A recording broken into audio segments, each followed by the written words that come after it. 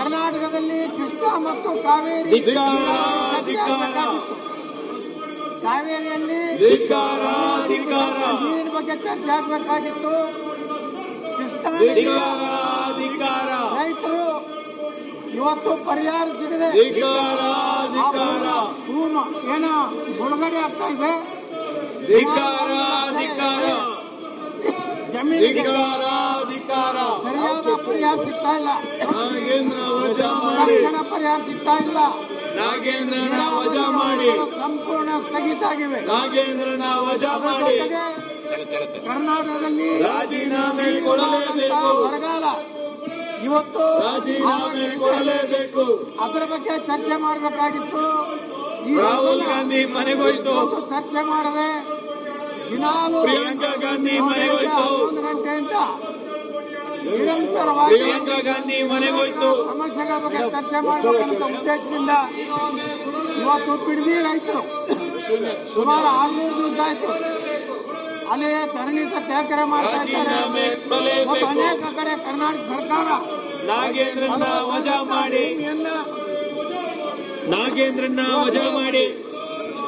ಕೃಷಿಗೆ ಯೋಗ್ಯ ಭೂಮಿಯನ್ನ ಇವತ್ತು ಅಧಿಕಾರ ಇಡೀ ಕರ್ನಾಟಕದಲ್ಲಿ ಭೂ ಸ್ವಾಧೀನದ ಒಂದು ಸರ್ಕಾರ, ರಿಯಲ್ ಎಸ್ಟೇಟ್ ಇವತ್ತು ಸರ್ಕಾರ ನಡ್ಕೋತಾ ಇದೆ. ರಾಜ್ಯದಲ್ಲಿ ಸುಮಾರು 4,80,000 ಅವರ ನೇಮಕಾತಿ ಇಲ್ಲ. ಕೆಪಿಎಸ್ಸಿಯಲ್ಲಿ ಹಗರಣ ನಡೀತಾ ಇದೆ. ಅದೇ ರೀತಿ ರಾಜೀನಾಮೆ ಕೊಡಲೇಬೇಕು. ಅನೇಕ ಸಚಿವಾಲಯದಲ್ಲಿ ವಜಾ ಮಾಡಿ ಇವತ್ತು ನೇರವಾಗಿ ಭ್ರಷ್ಟಾಚಾರಗಳನ್ನ ಎದುರಿಸ್ತಾ ಇದ್ದಾರೆ. ಅದೇ ರೀತಿ ಸೇಲಾಯ್ತು ಮಂತ್ರಿಗಿರಿ ಸೇಲಾಯ್ತು.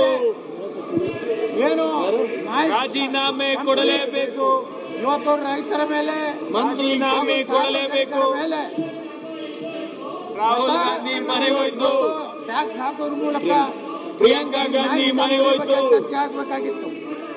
ಸೋನಿಯಾ ಗಾಂಧಿ ವಜಾ ಮಾಡಿ, ಇವತ್ತು ಖಾಸಗಿ ಮಾಲೀಕರು ಸೋನಿಯಾ ಗಾಂಧಿ ವಜಾ ಮಾಡಿ, ಏನು ಹೊಸ ಭ್ರಷ್ಟರಿಗೆಲ್ಲ ಅಧಿಕಾರ, ಏನು ಹೊಂದಿದೆ ಅದ್ರ ಬಗ್ಗೆ ಚರ್ಚೆ ಭ್ರಷ್ಟರಿಗೆಲ್ಲ ಆಗಬೇಕು. ಅಧಿಕಾರ, ಇವತ್ತು ನಿನ್ನೆ ಅಧ್ಯಕ್ಷರೇ ಭ್ರಷ್ಟರಿಗೆಲ್ಲ ಅಧಿಕಾರ ನಿರಂತರವಾಗಿ ಬೇಕು, ಗ್ರೂಪ್ ಬಗ್ಗೆ ನ್ಯಾಯ ಬೇಕು.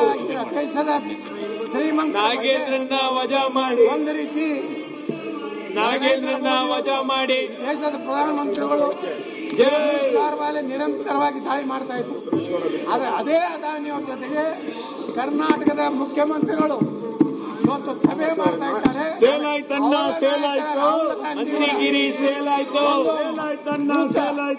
ಮಂತ್ರಿಗಿರಿ ಸೇಲಾಯ್ತು, ಹೊಂದಾಣಿಕೆಯನ್ನ ಸೇಲಾಯ್ತು, ಮಂತ್ರಿಗಿರಿ ಸೇಲಾಯ್ತು, ಮಂತ್ರಿಗಿರಿ ಸೇಲಾಯ್ತು,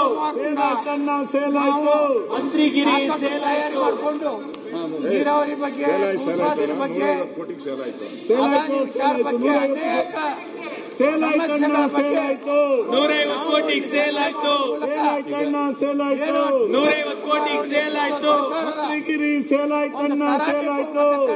ಕೋಟಿಗೆ ಸೇಲಾಯ್ತು, 150 ಕೋಟಿಗೆ ಸೇಲಾಯ್ತು. ಡಿ.ಕೆ. ಶಿವಕುಮಾರ್ ಅವ್ರನ್ನ ರಕ್ಷಣೆ ಮಾಡಿಕೊಳ್ಳುವ ಸಲುವಾಗಿ ಹೊಂದಾಣಿಕೆ ಮಾಡಿಕೊಂಡು ಈ ಸದನವನ್ನು ನಡೆದೇ ರೀತಿಯಲ್ಲಿ ಇವತ್ತೇನು ನಡೆಸಿದ್ದಾರೆ. ನಿಜಕ್ಕೂ